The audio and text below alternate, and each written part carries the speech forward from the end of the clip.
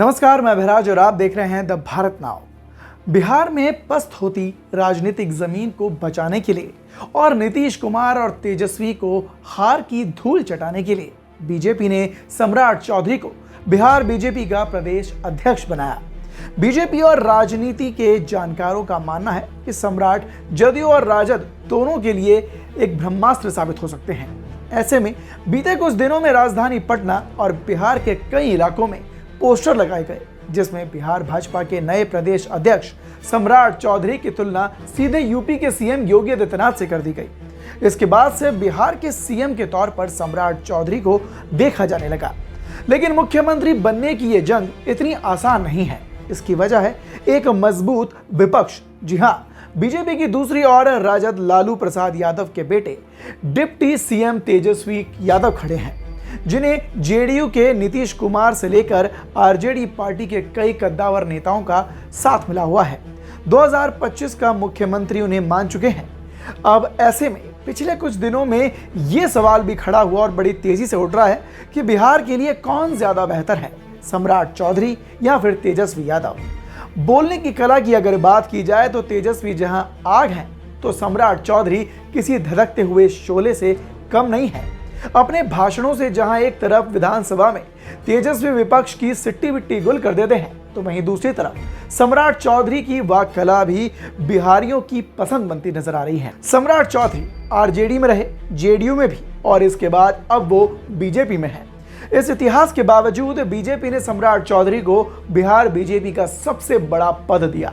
सम्राट चौधरी ने संकल्प के साथ पगड़ी बांध रखी है कि जब तक वो नीतीश कुमार को बिहार की सत्ता से उखाड़ नहीं फेंकेंगे, तब तक वो पगड़ी नहीं खोलेंगे। तेजस्वी यादव और सम्राट चौधरी की अलग अलग खूबियां हैं, कुछ बड़ी खूबियां तो कुछ छोटी खूबियां। ऐसे ही जिस तरह से सम्राट चौधरी के अंदर बीजेपी को एक ऐसी चिंगारी नजर आई जो 2025 में बिहार के चुनाव में बीजेपी को अखंड जोत जलाकर, अखंड मशाल जलाकर सत्ता में बीजेपी को काबिज कराएगी, तो वहीं आपको बता दें कि दूसरी तरफ नेता की छवि से पार्टी की छवि भी बनती नजर आती है।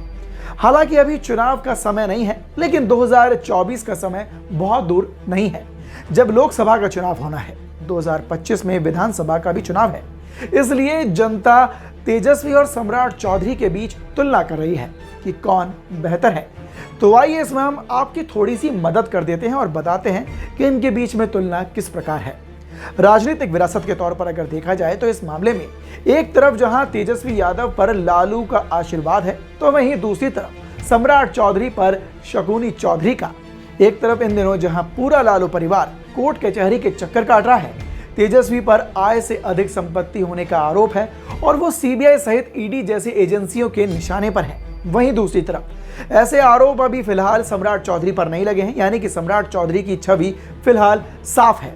और ऐसे में ये दाव जो है वो तेजस्वी के लिए उल्टा पड़ सकता है। तेजस्वी यादव काफी मुखर नेता है, ये बात सभी जानते हैं, लेकिन सम्राट चौधरी कई बार दिखा चुके हैं कि वो तेजस्वी से भी ज्यादा मुखर हैं। एक बार तो उन्होंने तत्कालीन विधानसभा अध्यक्ष से सम्राट ने कहा था कि ऐसे सदन नहीं चलेगा, अध्यक्ष महोदय व्याकुल नहीं होना है। हालांकि तब विजय सिन्हा अड़ गए थे और सम्राट को माफी मांगनी पड़ी थी। वहीं हाल के समय में जब अभी नीतीश कुमार ने सदन के अंदर सम्राट से कहा कि वो तो कई पार्टियों से होकर बीजेपी में आए हैं, तब सम्राट ने भी नीतीश कुमार को करारा जवाब दिया था। दूसरी तरफ तेजस्वी भी अक्सर बीजेपी पर निशाना साधते हुए नजर आते हैं। अपने अपने संकल्प, तेजस्वी और सम्राट दोनों संकल्प लेने वाले नेता हैं। 24 मार्च 2021 को जब बिहार विधानसभा में आरजेडी के कई विधायकों की पिटाई के साथ ही महिला विधायकों के साथ दुर्व्यवहार किया गया था, तब तेजस्वी यादव ने संकल्प लिया था कि सरकार जब तक दोषियों पर कार्रवाई नहीं करेगी तब तक वो सदन में नहीं जाएंगे। कुछ पर कार्रवाई हुई और तेजस्वी विधानसभा आने लगे। अब ऐसे में सम्राट का संकल्प है कि जब तक नीतीश कुमार को मुख्यमंत्री पद से वो नहीं हटाएंगे, पगड़ी नहीं खोलेंगे। ऐसा कहा जाता है कि सम्राट गांव-गांव जाकर जनता से जुड़ने का काम कर रहे हैं। लोग अक्सर सम्राट की तारीफ करते हुए नजर आते हैं कि सम्राट सीधे फोन उठाकर लोगों से बात करते हैं, उनकी पीड़ाओं को सुनते हैं। लेकिन वहीं दूसरी तरफ तेजस्वी यादव के साथ इसका उल्टा है। बहुत कम ऐसा देखा गया कि जब तेजस्वी आम जनता से सीधे तौर पर मिले हों, उनका दुख दर्द बांटा हो। अब बात करते हैं जातिगत सपोर्ट की, तो तेजस्वी के पास यादव जाति का बाहुबल है, जबकि सम्राट के पास कुशवाहा जाति का। बिहार में यादव का वोट बैंक 14% है, जबकि कोयरी कुर्मी का 8%, यानी कि यादवों के बाद संख्या बल में कोयरी और कुर्मी जो जाति के लोग हैं वो ज्यादा ताकतवर हैं। वहीं दूसरी तरफ आरजेडी के साथ जहां मुस्लिमों का गठजोड़ है, तो वहीं बीजेपी के साथ स्वर्णों का। सम्राट इसमें पिछड़ा अति पिछड़ा भी जोड़ने की कोशिश में लगे हैं और उनसे लगातार मीटिंग कर रहे हैं, गांव-गांव जाकर उन लोगों को अपने साथ जोड़ने का काम भी कर रहे हैं। जानकारों का मानना है कि 2025 का चुनाव बिहार में बड़ा बदलाव लाएगा, क्योंकि आम जनता भी अब कुछ नया चाहती है, फिर बात चाहे मुख्यमंत्री के चेहरे की हो या फिर बिहार में विकास की रफ्तार की। खैर, ये तो महज एक अनुमान है। बिहार की जनता के मन में क्या है, इसका सटीक जवाब जानने के लिए आपको और हमें दोनों को 2024 और 25 के चुनाव का इंतजार करना होगा, क्योंकि ये राजनीति है। यहाँ कब क्या बदल जाए कुछ पता नहीं चलता। खबर पर आप भी अपनी राय हमें कमेंट बॉक्स में कमेंट कर जरूर बताएं और देखते रहें द भारत नाउ। धन्यवाद।